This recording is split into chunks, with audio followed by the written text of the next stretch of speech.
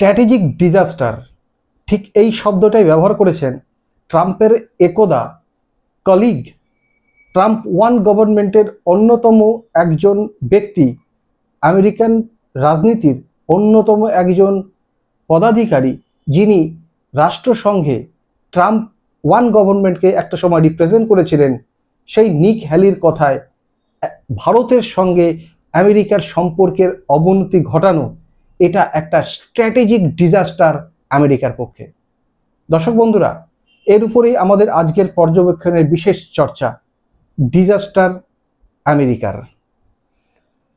ঠিক এই সময় যখন আপনাদের সামনে এই প্রতিবেদনটি আমি উপস্থাপন করতে চলেছি, তখনই আমেরিকার ফক্স নিউজে একটি ছোট্ট ভিডিও চোখে পড়ল।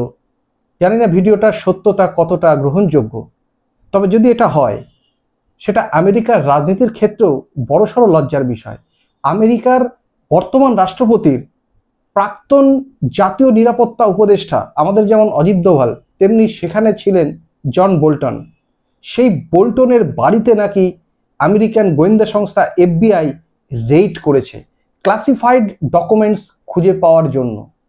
ভাবতে পারেন এই ট্রাম্প কি পরিমাণ প্রতিহিংসাপরায়ণ মানুষ, এত ইগোইস্ট মানুষ, এত ভয়ঙ্কর ইগোইস্ট মানুষের কাছে যখন ক্ষমতা যায়, এবং সেটাও আমেরিকার মতো বিশ্বের সর্বাধিক শক্তিশালী দেশের কোনো ক্ষমতা যখন যায়, তখন আগামীতে এই গোটা বিশ্বের কপালে যে কতটা ভয়ঙ্কর কিছু অপেক্ষা করে আছে, আমি সেটা ভাবতেই শিহরিত হয়ে উঠছি।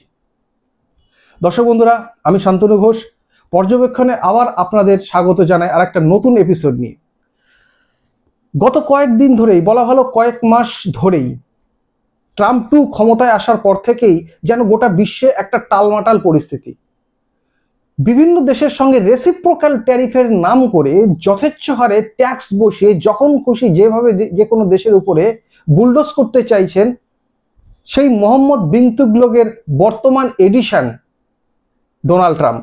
হ্যাঁ, মোহাম্মদ বিন তুগলকের কথা এই জন্যই বললাম যে মোহাম্মদ বিন তুগলক তার রাজত্বকালে আমরা ইতিহাস যখন পড়েছিলাম ছোটবেলায়, বা আমরা এখনো যখন পড়ি, তখন আমরা জানি যে তিনি বেশ কিছু পদক্ষেপ নিতে চেয়েছিলেন, যেমন দিল্লি থেকে তার রাজধানী স্থানান্তরকরণ, তারপর ট্যাক্সেশনের ব্যবস্থা, প্রচুর ট্যাক্স লাগিয়েছিলেন, তামার মুদ্রা প্রচলন করা, ইত্যাদি ইত্যাদি, কিন্তু প্রত্যেকটা শেষ পর্যন্ত ফ্লপ হয়ে যায়। ডোনাল্ড ট্রাম্পের ক্ষেত্রেও একই কথা প্রায় প্রযোজ্য। ডোনাল্ড ট্রাম্পের চারিদিকে থাকা কিছু তোষামোদকারী ব্যক্তির জন্য এবং ডোনাল্ড ট্রাম্পের নিজের এই মোটা বুদ্ধির জন্য আগামীতে হয়তো আমেরিকার ইতিহাসে সবথেকে নিকৃষ্ট প্রেসিডেন্ট হিসেবে নির্বাচিত হবেন এই ডোনাল্ড ট্রাম্প, যার উপরে গোটা ভারতবর্ষ তো বটে, গোটা বিশ্ব আশা করেছিল যে এইবার বোধহয় একটা অন্য কোনো সূর্য দেখবে আমেরিকা তথা গোটা বিশ্ব। কারণ তিনি বলেছিলেন, will make America great again. তো আমেরিকাকে কোথায় গ্রেট করছেন বা কোথায় নিয়ে চলে যাচ্ছেন, সেটা আগামীতেই আমরা বুঝতে পারবো। তবে ভারতবর্ষের উপরে যেভাবে উনি ট্যারিফ ঘোষণা করেছেন, প্রথমে 25% এবং তারপরে আলাস্কা বৈঠক থেকে বেরিয়ে আসার পরেই তিনি যখন চীনকে মুকুব করে দিলেন, তারপরে তিনি ভারতবর্ষের উপরে আরো 25% ট্যারিফ ঘোষণা করলেন। আপনি বুঝুন এই লোকটার কি দূরভিসন্ধি, যে চীন রাশিয়ার কাছ থেকে সব থেকে বেশি ক্রুড অয়েল কেনে, সেই চীনকে তিনি ছাড় দিয়েছেন। কেন ছাড় দিয়েছেন? কারণ চীনের সঙ্গে লেগে তিনি খুব একটা সুবিধে করতে পারবেন না। কমিউনিস্ট শাসিত চীনের সঙ্গে লেগে ওই দম ওর নেই। ভারতবর্ষের সঙ্গে লেগেও উনি পারবেন না, সেটা আগামীতেই এটা পরিষ্কার হয়ে যাবে। চীন এবং ভারতবর্ষকে উনি সমানভাবে ট্রিট করতে চাইছেন, এখানেই বিপত্তি। 1998 সাল যখন পোখরান 2 হলো, সে পোখরান 2 এর পর আমেরিকা যখন ভারতবর্ষের উপর অর্থনৈতিক স্যাংশন, অর্থনৈতিক নিষেধাজ্ঞা জারি করলো, সেই সময় থেকেই ভারতবর্ষের সঙ্গে আমেরিকার যে দুস্তর পারাবার হচ্ছিল, বরং বলা যেতে পারে ভারতবর্ষের জন্মলগ্ন থেকে আমেরিকার সঙ্গে ভারতের সম্পর্ক কোনোদিন মধুর ছিল না, বরং ভারতবর্ষ কিছুটা হলেও সোভিয়েত ইউনিয়নের দিকেই ঝুঁকেছিল। সেটা অবশ্যই কালমিনেটিং পয়েন্টে ওঠে 1971 সালে, যখন সোভিয়েত ইউনিয়ন, তৎকালীন পূর্বতন সোভিয়েত ইউনিয়ন অর্থাৎ বর্তমান রাশিয়ার পূর্বসূরি যারা ছিলেন, সেই সোভিয়েত ইউনিয়ন যখন ভারতবর্ষের পাশে খোলামেলাভাবে সাপোর্ট করে, তখন কিন্তু তখনও এই পাকিস্তানের পাশে দাঁড়িয়েছিল এই আমেরিকা। ফলে আমেরিকার বিশ্বাসযোগ্যতা কোনোদিনই ভারতবর্ষের মধ্যে ছিল না, ভারতবর্ষের কাছে, ভারতবর্ষের মানুষদের কাছে কোনোদিনই আমেরিকার বিশ্বস্ততা ছিল না। কিন্তু তারপর থেকে জল একটু একটু একটু একটু করে গড়াতে থাকে, জল একটু একটু করে গঙ্গা দিয়ে, মিসিসিপি, মিসৌরি দিয়ে অনেক জল প্রবাহিত হয়ে গেছে, অবস্থারও কিছুটা বদলেছে। বিল ক্লিন্টন এসেছিলেন অটল বিহারী বাজপেয়ীর আমলে, তারপরে এসেছিলেন জর্জ ডব্লিউ বুশ, তারপরে প্রয়াত মনমোহন সিং এর আমলে, ডক্টর মনমোহন সিং এর আমলে আসেন আমাদের দেশে বারাক ওবামা আসেন, তারপরে জর্জ বুশ জুনিয়র যিনি তিনি আসেন, তারপরে জো বিডেন আসেন, এবং সর্বশেষ ট্রাম্প ওয়ানের সময় ট্রাম্প এসেছিলেন। আমরা তখন জানি নরেন্দ্র মোদী আমাদের যে প্রধানমন্ত্রী এবং ট্রাম্প তারা একেবারে আহমেদাবাদে বিরাট শো করেছিলেন। কিন্তু ট্রাম্প টু যেন একটা অন্য রকমের একটা আবহ সৃষ্টি করেছে। এর মাথাটা বোধহয় কোনোভাবে গড়বড় হয়েছে, কারণ ইতিমধ্যে বয়স বেড়েছে, তো এতটা এই বয়সে বোধহয় আমেরিকার মতো একটা এত বড় একটা পাওয়ারফুল কান্ট্রির মাথায় থাকা একটা প্রেশার তো বটেই। জো বিডেনের ক্ষেত্রে আমরা দেখতে পাচ্ছিলাম শেষের দিকে তিনি এদিকে ঘুরছেন তো ওদিকে চলে যাচ্ছেন, হাত এদিকে এরকম করছেন তো করেই যাচ্ছেন। মানুষ যে আছে বা তিনি আছেন, তিনি হাসছেন না কি করছেন, একটা অদ্ভুত টাইপের জড়বস্তু টাইপের একটা মানুষ পরিণত হয়েছেন। খুব স্বাভাবিক ট্রাম্পের মাথায় বোধহয় সেই কিছু ভর করেছে, যার দরুন তিনি আজকে ভারতের সঙ্গে একটা পার্সোনাল ইগোর মতো যেন সম্পর্ক নিয়েছেন। এই নিয়ে একটা অন্যদিন আরো একটা গল্প একটা এপিসোডে রাখবো, যে কেন এরকম এত ভারতের উপরে হঠাৎ করে কেন চটলেন, সেটা একটা আলাদা গল্প আছে, সে গল্প আর একদিন আপনাদের সামনে তুলবো। আজকে যে বিষয়, যে তিনি যখন এই কাণ্ডটা করছেন, ট্যারিফের পরে ট্যারিফ ঘোষণাই করে যাচ্ছেন, যে ইন্ডিয়ান অর্থনীতিকে তিনি বলেছেন ডেড ইকোনমি। আরে মাথা মোটা লোক, ভারতবর্ষের অর্থনীতি এখন পঞ্চম বৃহত্তম অর্থনীতি। 2028 সালের মধ্যে ভারতবর্ষ জার্মানিকে ওভার ট্রাম্প করে বেরিয়ে চলে যাবে। তো এই দেশকে বলছেন উনি যে এটা একটা ডেড ইকোনমি। তিনি রাশিয়াকে বলছেন ডেড ইকোনমি। রাশিয়ার কাছে 10,000 পারমাণবিক অস্ত্রের ভান্ডার আছে, রাশিয়ার কাছে প্রচুর পরিমাণে অপরিশোধিত তেল আছে, প্রাকৃতিক গ্যাসের ভান্ডার আছে। যেই প্রাকৃতিক গ্যাসের ভান্ডার দিয়ে ইউরোপীয় ইউনিয়নের দেশগুলি শীতকালে তাদের জ্বালানি মেটায়, আমেরিকা আবার তাদের কাছ থেকে কেনে। তাহলে কতটা দ্বিচারিতা ভাবুন। অথচ ভারতবর্ষকে টার্গেট করে উনি ট্যারিফের পর ট্যারিফ ঘোষাচ্ছে। কিন্তু ভারতবর্ষ বসে নেই। ভারতবর্ষ যখন দেখলো যে না, ভূরাজনীতিতে তো কোনোদিন চিরকালীন মিত্র শত্রু ইত্যাদি বিষয়টাই থাকে না, আজকে যখন তিনি এই কাণ্ডটা করছেন, তখন আমাদের চিরদিনের অল ওয়েদার ফ্রেন্ড হিসেবে পরিচিত রাশিয়া, তিনি বলেছেন ভাই চিন্তা নেই, আমাদের মার্কেট তো আছে, তাদের মার্কেট বন্ধ তো কি হচ্ছে, আমাদের মার্কেটে চলে এসো। রাশিয়া খোলামেলা প্রস্তাব দিয়েছেন। তাদের চার্জ দ্য অ্যাফেয়ার্স যিনি আছেন রোমান বাবুশকিন, তিনি এসে ভারতবর্ষে বলেছেন যে আপনারা আসুন, আমাদের এখানে ব্যবসা করুন, কোনো অসুবিধা নেই। এটাও হয়েছে, রাশিয়া ভারতবর্ষের মধ্যে স্যাংশনের প্রভাব কোনোভাবেই আসতে পারবে না, কারণ দুই পক্ষই বলেছে ঠিক আছে আমরা রুপি এবং রুবলের মধ্যে ব্যবসা করব, তাহলে ডলারের কোনো গল্পই এর মধ্যে নেই। ফলে ভারতবর্ষকে বা রাশিয়াকে হাতে মারতে চাইলেও ডোনাল্ড ট্রাম্পের বোধহয় সেটা হবে না। ইতিমধ্যেই ব্যাকফায়ার করতে শুরু করেছে ডোনাল্ড ট্রাম্পের সিদ্ধান্ত। সে দেশের যারা থিঙ্ক ট্যাঙ্ক, বড় বড় মানুষ, যারা কলেজ ইউনিভার্সিটিতে পড়ান, হার্ভার্ডে পড়ান, ম্যাসাচুসেটস ইউনিভার্সিটিতে পড়ান, যারা আমেরিকার বড় সড়ো মানুষ, যারা ইভেন যারা এমনকি কেউ কেউ আছেন ডোনাল্ড ট্রাম্পের খোদ টিমের লোক, সেই সমস্ত বড় বড় মানুষরা কিন্তু আজকে ডোনাল্ড ট্রাম্পের এই ভারতের প্রতি একটা মানে অন্ধ হয়ে একটা ট্যারিফের পর ট্যারিফ ঘোষণার যে সিদ্ধান্ত, ভারতবর্ষ অর্থনীতিকে ধ্বংস করে দাও, তার পার্সোনাল ইগোর কারণে কেন আমেরিকার লোক সাফার করবে, আজকে তারা জোরালো কণ্ঠে প্রতিবাদ করছেন। এদের মধ্যে প্রথমেই যিনি আসছেন তিনি হচ্ছেন নিক হ্যালি। এই নিক হ্যালিকে, নিক হ্যালি ছিলেন ট্রাম্প ওয়ান অ্যাডমিনিস্ট্রেশনের, আমি প্রথমেই বলেছিলাম, একটা অন্যতম মানুষ, যিনি ইউএনএ এনভয় ছিলেন, দূত ছিলেন আমেরিকার, এত বড় পাওয়ারফুল। রিপাবলিকানে 2024 সালে যখন রিপাবলিকান প্রার্থী ডোনাল্ড ট্রাম্প ছিলেন, তার হয়ে ভোটে কাজ করেছেন ইনি হ্যালি। আর কে এর বিরুদ্ধে বলছেন? জন বোল্টন, তিনি ন্যাশনাল সিকিউরিটি অ্যাডভাইজার ছিলেন, আমাদের যেটা অজিত দোভাল আছেন, তিনি ট্রাম্প ওয়ান গভর্নমেন্টে ছিলেন। কে বলছেন? বলছেন প্রফেসর জেফ্রি স্যাক্সের মতো লোক, যাদের কথার অনেক ধার এবং ভার আছে। প্রথমেই দেখে নিন নিক হ্যালি কি বলছেন, আমি কোট করছি উনি যা বলেছেন। উনি বলছেন, yet unlike communist controlled China, the rise of a democratic India does not threaten the whole world. অর্থাৎ কমিউনিস্ট কান্ট্রির চায়নার সঙ্গে ভারতবর্ষকে যদি ট্রাম্প তুমি গুলিয়ে ফেলো, ভুল করছো। ভারতবর্ষ আমাদের কাছে থ্রেট না, ভারতবর্ষ অ্যাডভার্সারি না, এই কথাটা বলেছেন, পার্টিকুলার শব্দবন্ধ অ্যাডভার্সারি। ভারতবর্ষের উত্থান বরং আমেরিকার পক্ষে অনেক অনেক গুরুত্বপূর্ণ। সত্যি কথা বলতে কি, এই যে 25 বছর 2000 থেকে 2025 সাল পর্যন্ত ট্রাম্প অ্যাডমিনিস্ট্রেশনের আগে যতগুলো অ্যাডমিনিস্ট্রেশন ছিল, তাদের সঙ্গে আস্তে আস্তে কিন্তু ভারত এবং আমেরিকার মধ্যে মৈত্রী দৃঢ় থেকে দৃঢ়তর হয়েছে। আস্তে আস্তে আস্তে কোয়াড গঠন হয়েছে দক্ষিণ পূর্ব এশিয়া এবং বিভিন্ন এশিয়া প্যাসিফিক অঞ্চলে, যাতে করে চীনের দবদবাকে কমানো যায়। তার জন্য জাপান, অস্ট্রেলিয়া, আমেরিকা এবং ভারতবর্ষকে নিয়ে কোয়াড ফরমেশন হয়েছিল। চতুর্থ নৌজোট, 4 শক্তি নৌজোট সব গেল।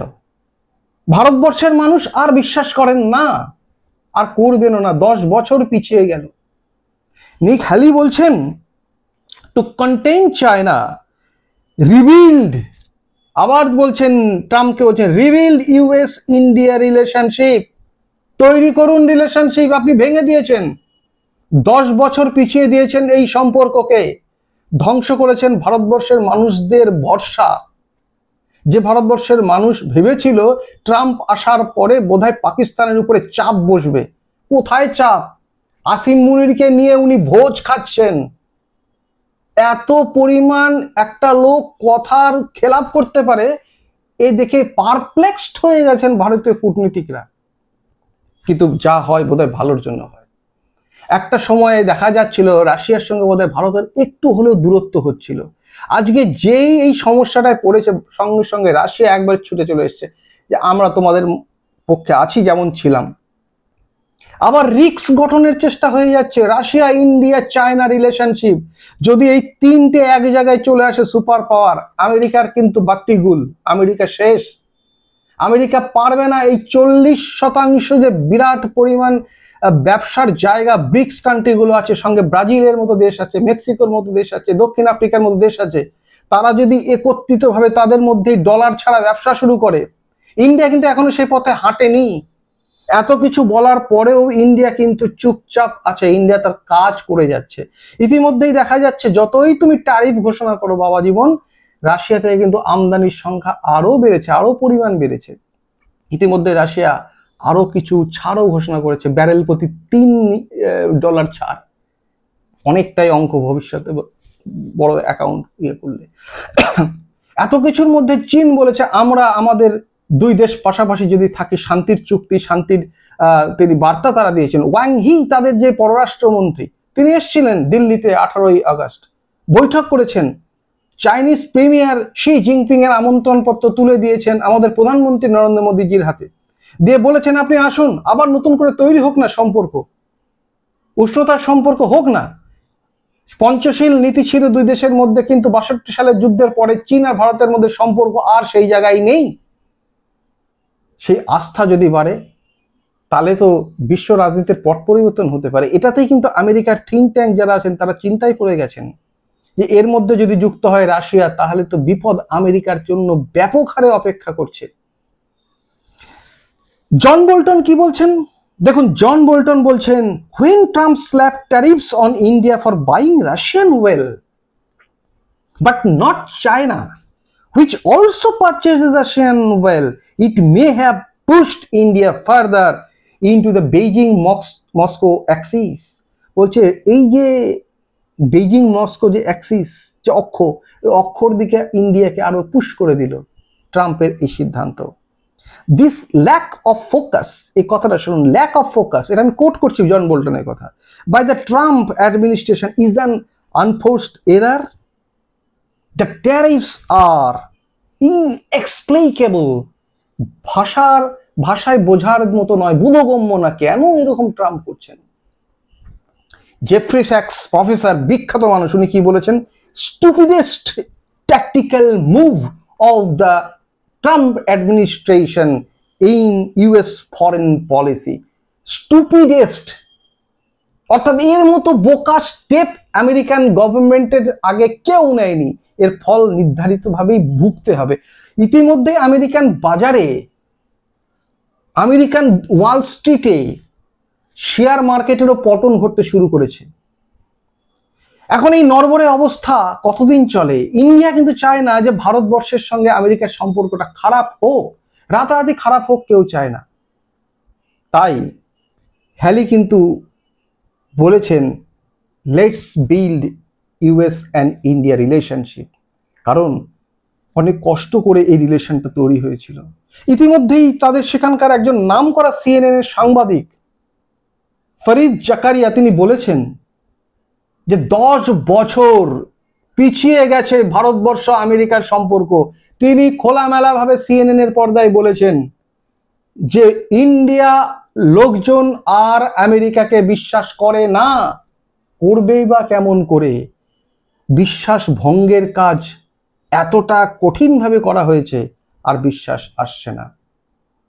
তাহলে সময়ের গর্ভে কি লুকিয়ে আছে আমরা কেউ জানি না। তবে জনমত কিন্তু আস্তে আস্তে আস্তে আস্তে গঠিত হচ্ছে ট্রাম্পের দিকে। এই সম্পর্ক তাহলে ঠিক করার জন্য কি কি দরকার হতে পারে? খালি নিজেই বলেছেন যে দুই দেশের প্রিমিয়ার ট্রাম্প এবং প্রধানমন্ত্রী মোদী বসুন না পাশাপাশি, সামনাসামনি বসুন, আলাপ আলোচনা হোক না। ভারতবর্ষে এখনো ট্রাম্পের জামানায় কোনো রাষ্ট্রদূত নেই। এই রাষ্ট্রদূত পাঠানো হোক, এটা বিরাট ভূমিকা থাকে রাষ্ট্রদূতদের। তারপরে ট্যারিফটাকে এখনই না বাড়িয়ে আলাপ আলোচনার মাধ্যমে হোক না। সব থেকে মজার কথা কি জানেন? উদারনীতিবাদের যারা মুখ্য প্রবক্তা, ওয়ার্ল্ড ট্রেড অর্গানাইজেশন, সেই গ্যাট চুক্তি আমরা যখন ছোটবেলায় পড়তাম, গোটা বিশ্ব একটা খোলা বাজার, এই যার মেন প্রবক্তা যারা, সেই আমেরিকা এখন গোটা বিশ্ব জুড়ে তার বাজার করে দেওয়ার পরে, লাভের গুড় খাওয়ার পরে, এবার অন্যান্য দেশ ভারতের মতো যখন উন্নয়নশীল দেশ থেকে যখন তারা উঁচু হয়ে এসে তার দেশে ব্যবসা করে উন্নয়ন করতে চাইছে, এখন বাবু হয়ে গেলেন গোসা। এই গোসা চলবে না, এই গোসা চলবে না। ভারতবর্ষ সেটা একবারে লাউড অ্যান্ড ক্লিয়ার পরিষ্কারভাবে বুঝিয়ে দিয়েছে হাবে ভাবে যে আমরা কিন্তু তোমার গোলামি করার দিন নেই, আমরা তোমার গোলামি করার জন্য আসিনি। আমরা আমাদের দেশের স্বার্থে যা হবে সব থেকে উত্তম যেটা হবে সেটাই আমরা করব। কমেন্ট করুন কেমন লাগলো। ভালো লাগলে অবশ্যই একটা লাইক দেবেন, শেয়ার করুন। আজকে এই পর্যন্ত, ভালো থাকুন, শুভরাত্রি।